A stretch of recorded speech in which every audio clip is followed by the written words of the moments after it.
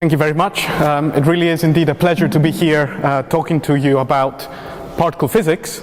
And it's great to be able to see such a wide range of young faces interested in doing this and listening to this. So just to start off, I was asked to give you some information about me. First of all, can everybody hear me okay? Yeah, okay, good. So I grew up in Athens, in Greece. That's where I finished my school education, and then I went to the UK to university, where I studied physics at Imperial College in London. I liked it so much that I wanted to stay and do a PhD in a topic which I found fascinating, and that is particle physics. And indeed, I did my PhD at Imperial as well. This was during the time when the Large Hadron Collider at CERN... you want me to use the mic? Okay. I thought I had... Okay, fine. Thanks. So that was during the time when the Large Hadron Collider at CERN was being designed. So it was a very exciting time to start and do a PhD in particle physics then. And I did that on one of the experiments at CERN.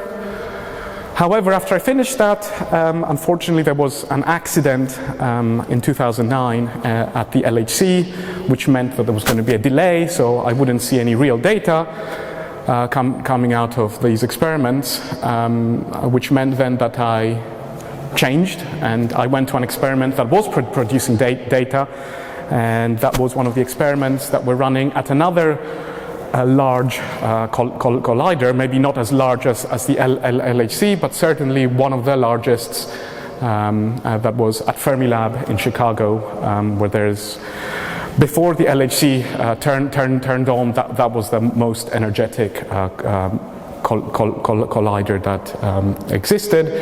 And I worked there on the DZIR experiment with the University of Manchester. I stayed at Fermilab for a couple of years. But then, of course, somehow the gravity of Imperial brought me back, and I was a postdoc at Imperial on the LHCb experiment, which I shall talk to you a little bit about later. And after a couple of years there, now I am in Bristol, where I have a permanent position there, working on the LHCb experiment, as well as the ship experiment, for which I think Oliver will talk to you a little bit about after my presentation.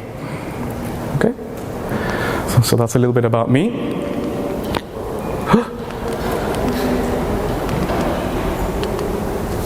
No slide. Okay, so there's meant to be an introductory slide here, but it's not appearing.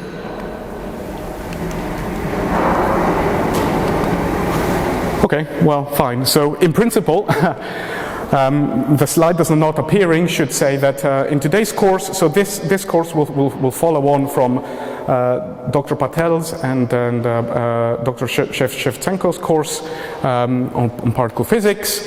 Of course, somehow you should feel free to interrupt and ask me any questions that you have.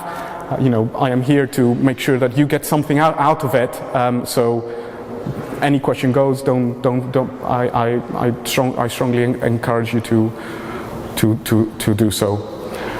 So somehow, in order to set us off, I'd like to start off by basically trying to tell you very briefly what the standard model of particle physics is about. You have heard this in a couple of different ways within the courses. I shall try to go a little bit more deeper within this course itself, and then I'll discuss with you a little bit about how we search for physics beyond the standard model. Okay, so what the standard model of particle physics is a mathematical description that tries to describe all known interactions of the constituents of matter. So there is this little cartoon here which it doesn't show. There's this little cartoon here which shows, can I use the pointer? Yeah. No, not that. What? Not my timetable. No, that's the PDF. Where did it go? Where did it go? What? Sorry. This is the is this the keynote? No, this is the PDF. 1 second.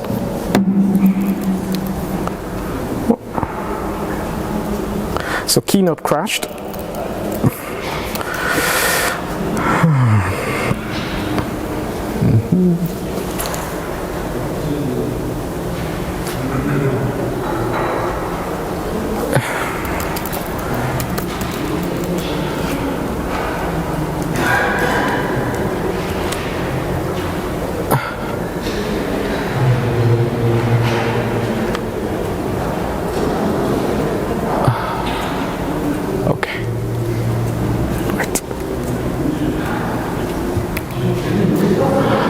The missing slide.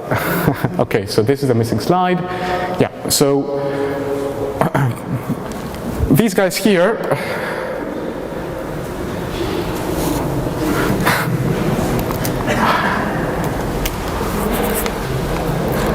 I'll just have to point at them.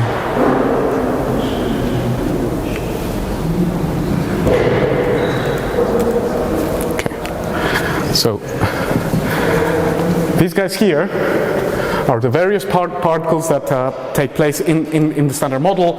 The various lines denote the type of interactions and the ways that the various particles act. So I'd like to ask you, maybe if you could tell me from what you've heard of in previous lectures, which one of these guys here you would consider as being the constituents of matter?